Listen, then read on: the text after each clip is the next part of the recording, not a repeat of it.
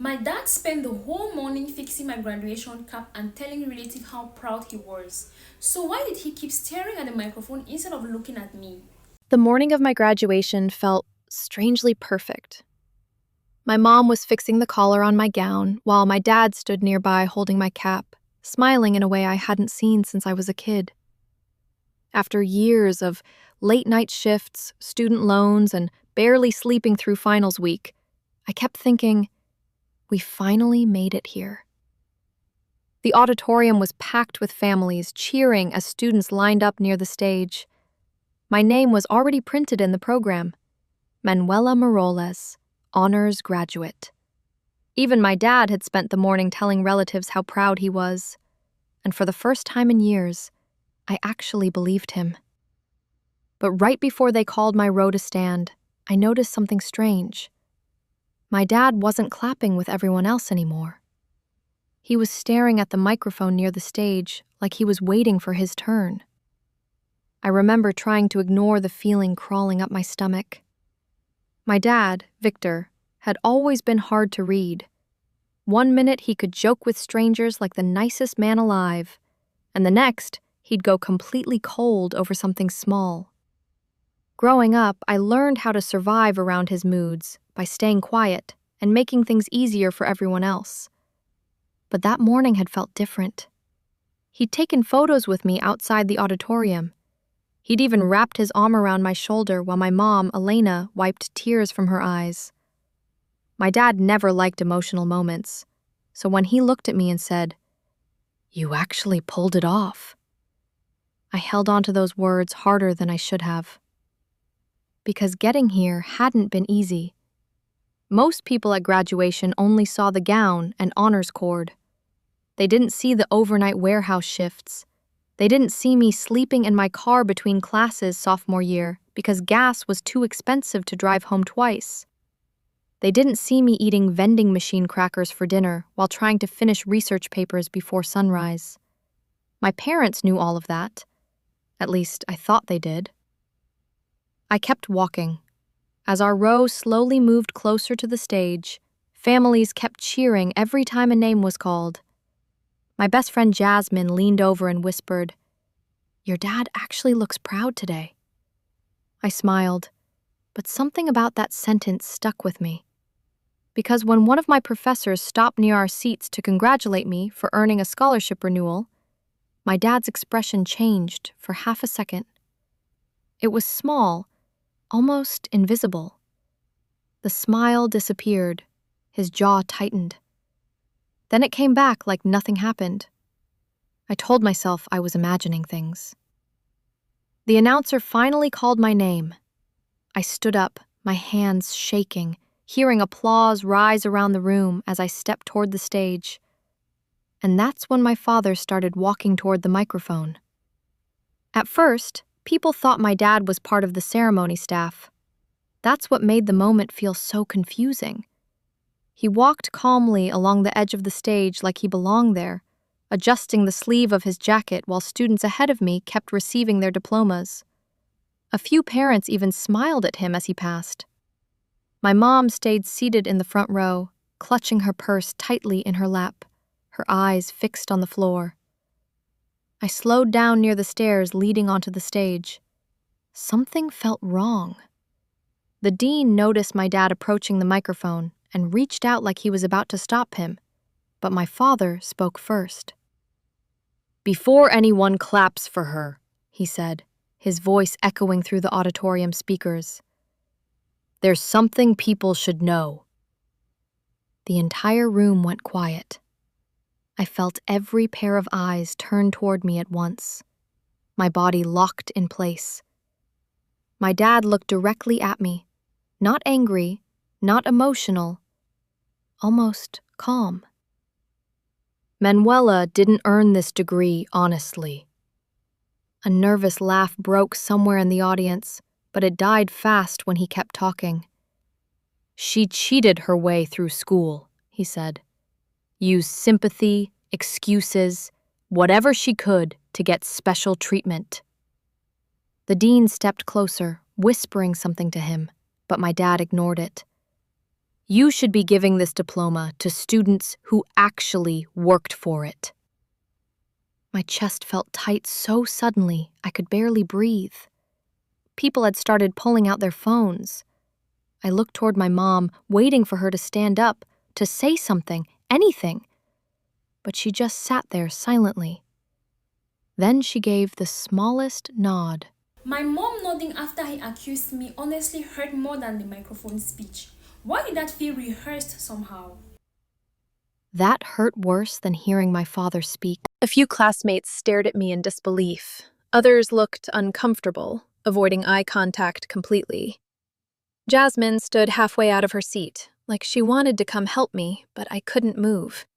I couldn't even think. Then my dad said something that made the room shift completely. Ask her what happened sophomore year during finals. My stomach dropped, because suddenly people weren't just shocked anymore. Now they were wondering if he was telling the truth. And standing there in my graduation gown, I realized I was completely alone. I don't even remember leaving the auditorium. One second, I was standing under the stage lights with hundreds of people staring at me, and the next, I was sitting alone inside my car, gripping the steering wheel so hard my hands hurt. My graduation cap was still on the passenger seat beside me, slightly bent where I'd thrown it. My phone wouldn't stop vibrating. Texts, calls, notifications. What happened? Is your dad serious? Please tell me this isn't true. Someone had already uploaded a video of the moment online. I watched the thumbnail appear on my screen. My father standing at the microphone while I froze in front of the stage like a criminal waiting for sentencing. I couldn't bring myself to press play. About an hour later, an email from the university appeared in my inbox. Due to public allegations made during today's ceremony, release of your diploma will be temporarily delayed pending internal review. I stared at the message until the words blurred. Then another notification came in. The internship company that had offered me a full-time position after graduation wanted to pause onboarding discussions until the situation became clearer. Everything I'd spent years building was collapsing in a single afternoon. And the worst part was, part of me understood why people believed him. Sophomore year had been messy. That was the year my dad lost his job, the year money disappeared from the house overnight. I started picking up extra warehouse shifts while taking 6 classes because my tuition balance suddenly wasn't covered anymore. What nobody knew was that my college emergency savings had vanished too. My father told me there had been unexpected bills. So I worked more, slept less, kept falling apart quietly. During finals week, I collapsed from exhaustion outside the library and missed one of my exams. A professor allowed me to retake it after reviewing my medical report and attendance history. At the time, I thought my dad understood. But now, sitting alone in that parking lot, I remembered something I'd overheard weeks before graduation. My parents arguing in the kitchen late at night. And my father saying coldly, "If she embarrasses me, I'll embarrass her first." He planned it. And I still didn't know why. By the next morning, the video had spread everywhere. Millions of views. Reaction channels. Comment sections full of strangers debating whether I was a liar or a victim. Some people called my dad brave for exposing me publicly. Others said no parent would humiliate their daughter like that unless there was proof. I barely slept. I sat on the floor of my apartment in sweatpants, still stained with makeup from graduation day, refreshing my phone over and over while my life unraveled online in real time. Then something unexpected happened. One of my former professors commented publicly under the video. I taught Manuella Moroles for 3 years. She earned every grade she received. Within hours, more faculty members started speaking up. A nursing student I used to tutor posted screenshots of messages where I stayed up helping her study before exams. Another classmate shared photos of me asleep in the campus library beside stacks of textbooks after overnight shifts. For the first time since the ceremony, the story started shifting. But my father only became more aggressive. He began replying to comments himself, accusing professors of favoritism and claiming the university protected students who knew how to manipulate sympathy. The more he talked, the less consistent his story became. Then my sophomore year professor released documentation confirming exactly why I'd been granted the retake exam. Medical exhaustion, verified work schedules, and a spotless academic record before the incident. My dad's entire argument started falling apart publicly. And then another detail surfaced. A family friend commented that my father had complained for years about not having access to my scholarship refund money. That stopped me cold. Because suddenly, everything connected. The comments about shortcuts, his anger whenever professors mentioned scholarships, the way he monitored every financial aid deposit during college. This had never been about cheating. It was about control. That night, after days of silence, I finally uploaded my own video. No makeup, no edits, just me sitting at my kitchen table, staring into the camera.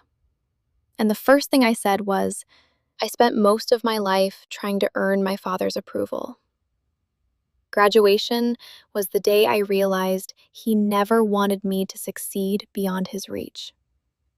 The video exploded overnight, but the message that changed everything came a few hours later. It was from my mother, and it began with the words, "There's something you don't know about your father." I met my mom 2 days later at a small diner 40 minutes outside the city. She looked exhausted, not just tired, worn down in a way I'd never fully noticed growing up. She kept twisting a napkin in her hands while avoiding eye contact with me, and for the first few minutes, neither of us said much. The sound of silverware and quiet conversations filled the silence between us. Then she finally spoke. "Your father never wanted you to leave home." I frowned. What does that have to do with graduation? My mom swallowed hard before answering. More than you think. Everything started falling apart after that. Years earlier, when I first started college, my father had secretly taken out loans in my name using my information. Not enough to immediately destroy my credit, just enough to create debt tied to me without my knowledge. My mom found out later, but by then she was too afraid to confront him directly. Then my scholarship started covering more of my tuition than expected. Every academic award I earned reduced how much financial control he had over me. The unexpected bills sophomore year? My father had taken money from the emergency tuition fund I spent years saving. That was why I suddenly couldn't afford groceries, why I picked up overnight shifts, why I collapsed from exhaustion before finals. And the reason he exploded at graduation was even worse. He'd recently learned I accepted an internship offer in another state. Once I graduated and moved away, he'd lose access to me completely. The public humiliation wasn't impulsive. It was punishment. I sat there staring at my mother while years of memories rearranged themselves in my head. Every criticism, every guilt trip, every moment he acted angry when I succeeded. None of it had been about honesty. It had been about ownership. My mom started crying quietly across the table. "I should have protected you," she whispered. For the first time in my life, I realized my mother had been scared of him too. A week later, the university officially cleared me after completing its review. My diploma was released, and several professors publicly defended me online. The internship company reinstated my position with a personal apology from the hiring manager. But my father's reputation didn't recover the same way. Once financial records and loan documents surfaced, even relatives who once supported him backed away. People who saw the graduation video originally thought he was exposing a fraud. Now they understood what they had actually witnessed. A father trying to destroy his daughter the moment she no longer needed him. About a month later, my department invited me back for a small private diploma ceremony. No giant auditorium, no cameras, no speeches. Just a quiet room filled with professors, classmates, and a few friends who stayed beside me after everything happened. When they called my name this time, the applause felt different. Real. I walked across the stage holding back tears as my professor handed me my diploma and said softly, "You earned this." And for the first time in my life, I believed it too. It's strange how one person can spend years convincing you the approval matters most. Then the exact moment you finally realize maybe it never should have mattered at all, right?